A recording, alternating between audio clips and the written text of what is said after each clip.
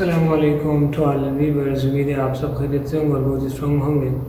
अच्छा, तो हमने फर्स्ट ईयर के जितने भी इम्पोर्टेंट टॉपिक्स और रिपीटेड क्वेश्चन से लास्ट 5 ईयर्स के पास पेपर्स को मद्देनज़र रखते हुए इम्पोर्टेंट टॉपिक्स मैंने बताए थे फॉर ऑल के भी के बोर्ड्स।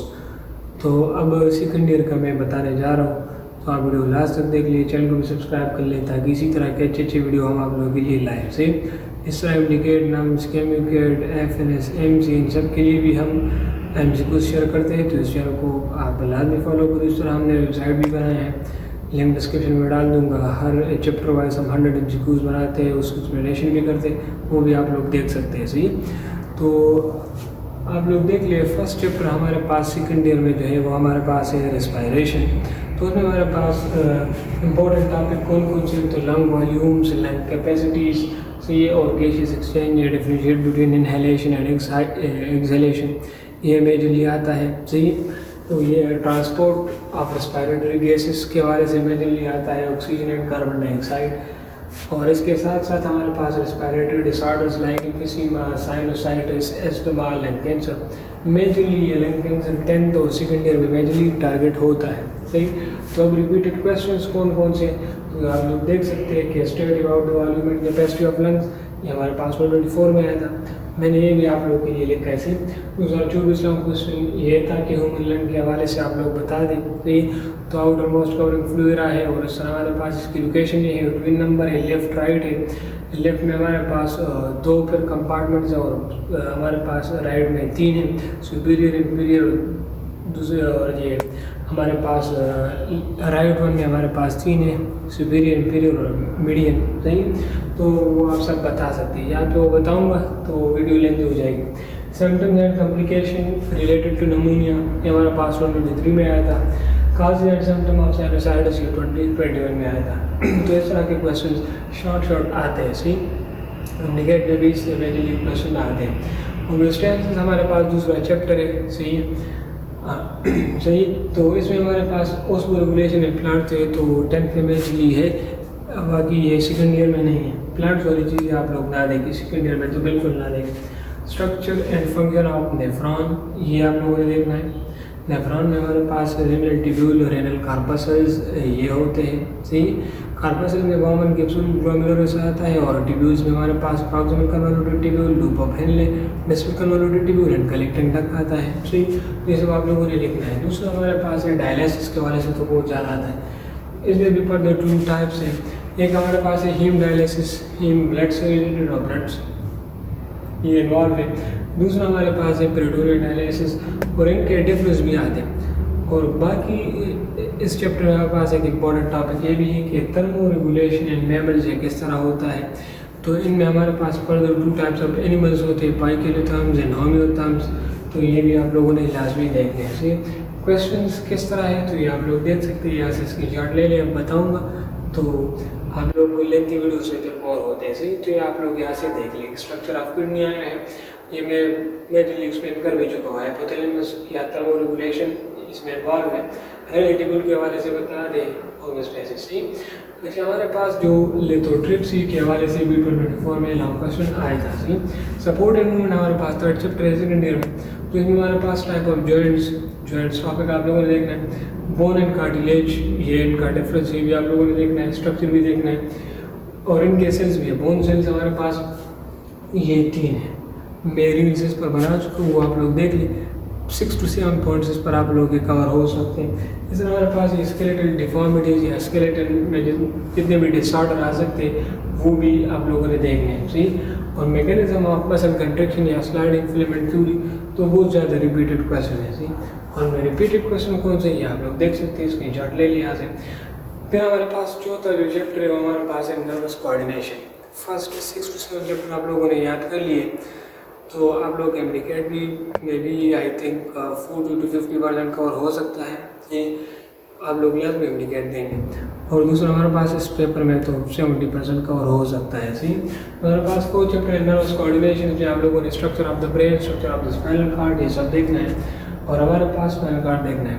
फिर ड्रग एडिक्शन टॉलरेंस मेरे मुताबिक उतना इम्पोर्टेंट नहीं है, एमडीकेट में भी नहीं है, ना देख मेरे मुताबिक तो आप लोग ये ना देखें। नर्व इम्पल्स ट्रांसमिशन, इसमें हमारे पास 2 टाइप ऑफ इम्पल्सेस होते हैं। रेस्टिंग मेम्ब्रेन पोटेंशियल है, मेम्ब्रेन पोटेंशियल की मैं बात कर रहा हूँ। दूसरा हमारे पास है एक्टिव मेम्ब्रेन पोटेंशियल।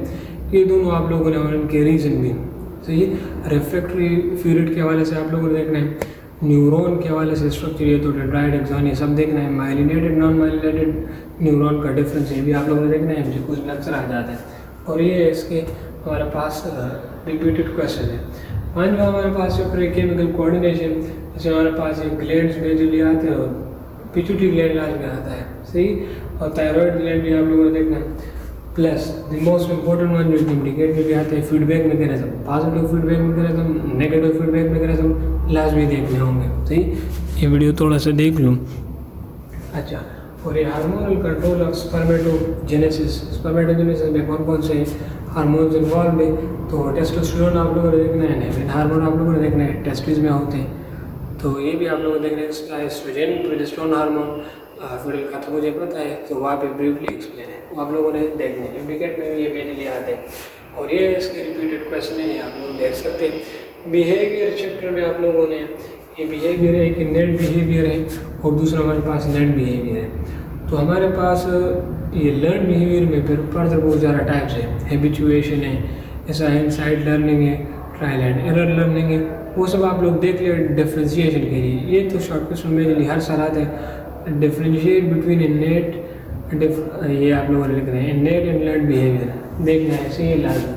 अच्छा, ये इनके क्वेश्चन है सही। रिप्रोडक्शन चैप्टर में तो मेंस्ट्रुअल साइकिल होगा, male and female reproductive system, इस पर मैं बहुत ज़्यादा एमसीक्यूज इस चैनल पर शेयर कर चुका हूँ सही।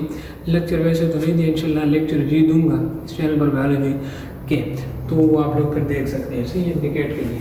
तो ये हमारे पास इसके रिपीटेड क्वेश्चन है, ये आप लोग देख लें सही। डेवलपमेंट एंड एजिंग, इनमें हमारे पास ये एम्ब्रियोनिक डेवलपमेंट आप लोग देखना है, गेस्टुलेशन, न्यूरोलेशन सही है, ब्लास्टुलेशन, ब्लास्टोसिस्ट फॉर्मेशन, इस तरह के क्वेश्चंस आ सकते हैं सही।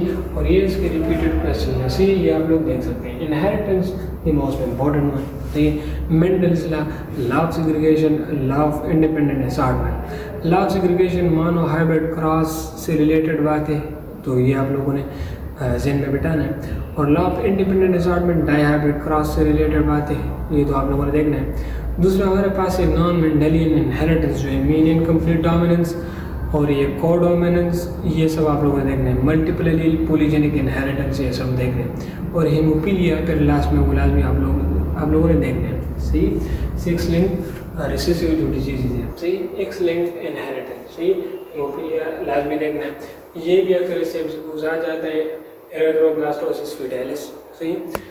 अच्छा, ये इसके क्वेश्चन है। क्रोमोसोम में डीएनए में आप लोगों ने ट्रांसक्रिप्शन और ट्रांसलेशन तो लाजमी देखना है सही। अच्छा, हमारे पास ये म्यूटेशन के हवाले से बहुत ज़्यादा एमसीक्यूज आते हैं और शॉर्ट क्वेश्चन में भी आते हैं कि पॉइंट म्यूटेशन क्या होता है, क्रोमोसोमल म्यूटेशन क्या होता है, डिलीशन क्या होता है, ट्रांसलोकेशन क्या होता है, ये आप लोगों ने देखना है सही, रिवाइज कर लें। और ये 2-3 एमसीक्यू हमारे पास ये जो एक्सपेरिमेंट्स है इसमें है सही, ग्रिफिथ एक्सपेरिमेंट हो गया सही, इस तरह बाकी भी है, तो ये आप देख लें। डीएनए रेप्लिकेशन आप लोगों ने लाजमी देखना है। एवोल्यूशन चैप्टर में ये तो बहुत ज़्यादा मैं इस चैनल पर एक्सप्लेन कर चुका हूँ सही। एम्बार्गिज्म और डार्विनिज्म मोस्ट इम्पोर्टेंट वन है सही।